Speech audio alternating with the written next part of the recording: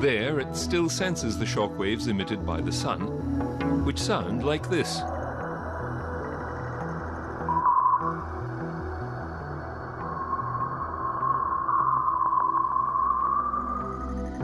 To understand this source of power and its influences, scientists conduct observations from the ground and in space, where a flotilla of satellites train sophisticated sensors upon the sun and the space weather it creates.